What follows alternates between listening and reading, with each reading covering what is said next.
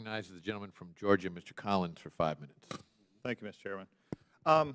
Director Comey, I appreciate you being here. You are, I believe, forthright, much more so than you said is in any criminal case we've had.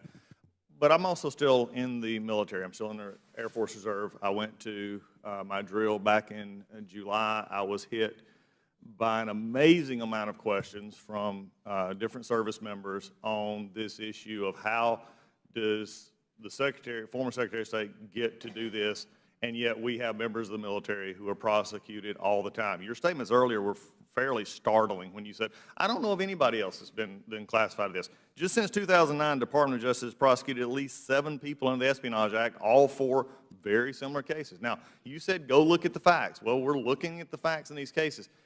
The interesting one, and you know, you said that in looking back at your investigation, mishandling or removal of classified information, we cannot find a case that would support bringing criminal charges on these facts. All right. Well, it didn't take nothing but a simple legal search to find a Marine that followed it. Now, I guess their name is not Jane or Joe, so they did get prosecuted. Okay, and this is the issue under 18 U.S.C. 793F, gross negligence. This is what the Marine did.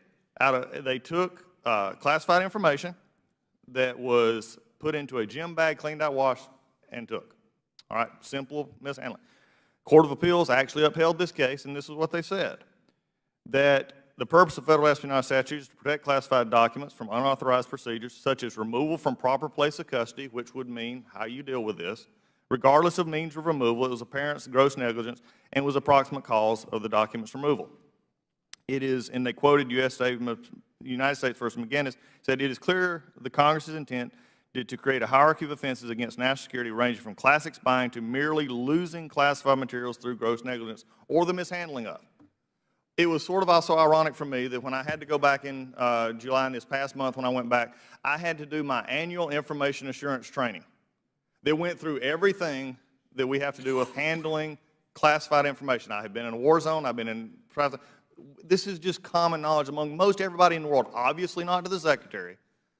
How can you then explain to me this Marine's mistake in taking classified documents or mishandling them is more severe than the Secretary of State who sent and received classified emails on a regular basis, including those that were originally classified, not those that were classified later, but were originally classified?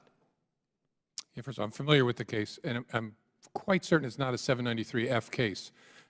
It was prosecuted His as conviction was under 793F. Yeah, I don't think, I mean, I'll go back and check again. I'd urge you to, too. I'm pretty sure it's not under the gross negligence prong of 793F.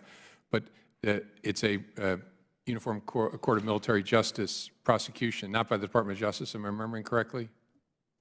This was from and is appealed out in the U.S. the Court of Appeals for the Armed Forces did actually hold it on this. Yes. But regardless, I think even, I don't think this is under the same provision, but even there, that's a case involving someone who actually stole classified information, hard copies. What people need to remember, and I don't say this to make a little of it, I think it's a very serious matter.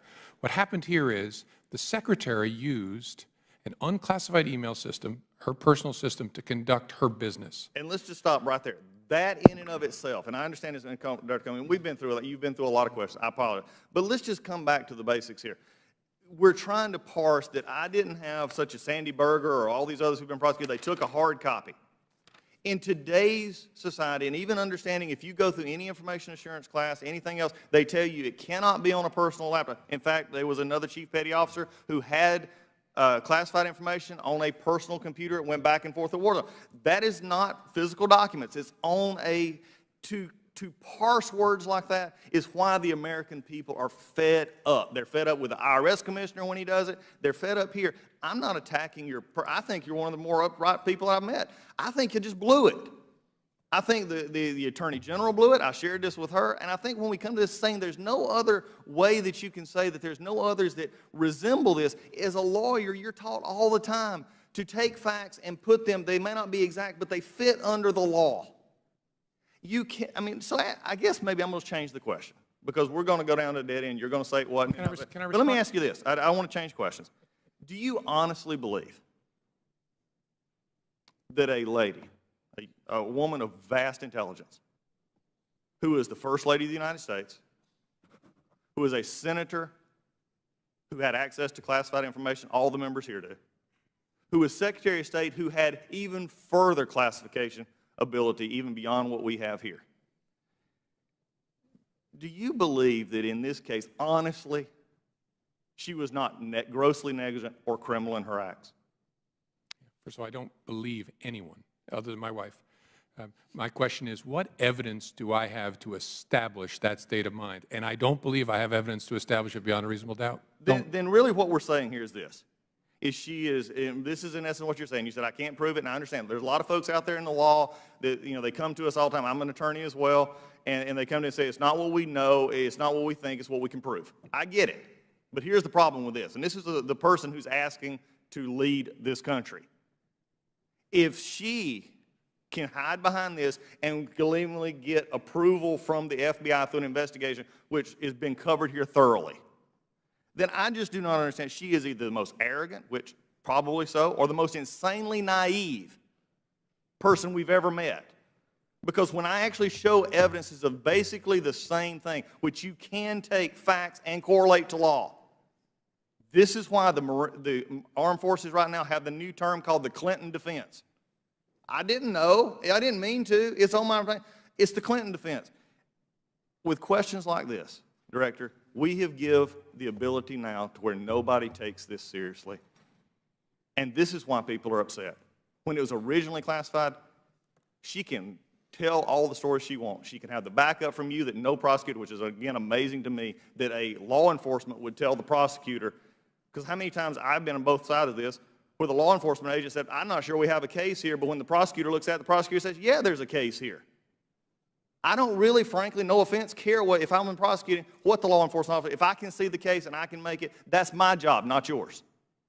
And yet now we have a whole system that has been turned upside down, not because I don't believe your honesty of your people, but I believe you blew it because you, frankly, didn't have the whole situation into effect where the FBI would look political. And unfortunately, that's all you've become in this. And it's a sad thing because y'all do great work. You have do great work, and you will do great work. But I think it's time to start, we just bring down the curtain. There's a wizard behind the thing, and it's Hillary Clinton, who is playing all of us because she's not that naive. She's not stupid. She knew what she was doing because she was simply too bored. If she, God forbid, gets into 1600 Pennsylvania Avenue and just gets bored with the process, then God help us all. Mr. Chairman, I yield back. Mr. Chairman, there's only two. The Director is permitted to respond. Yeah. Two pieces of that I need to respond to. First, you said hiding behind something. This case was investigated by a group of professionals. So if I blew it, they blew it too. Career FBI agents, the very best we have were put on this case, and career analysts. We are a team. No one hid behind anything. American citizens should insist that we bring criminal charges if we're able to investigate and produce evidence beyond reasonable doubt to charge somebody. That should be true whether you're investigating me or you or Joe Smith on the street. That's the way this case was done. It's about evidence. And the rest of it I'll let go. Mr. Chairman, I will, and I apologize if you're not saying, just to comment. I'm not, this is the problem, though. When you take it as a whole, it's been set up here, this is a unique case. You've talked about it being a unique case. Director, this is a unique case because I truly, and I don't think you convinced hardly anybody except your own group, I don't think you ever said they couldn't blow it. They blew it. Anybody else would have been prosecuted under this. In my humble opinion, You're just wrong. you say You're no. just wrong. We'll just have to agree to disagree. Well, unfortunately, there's a lot to disagree on this. Thank you, Mr. Chairman. Time of the gentleman has expired. The gentleman from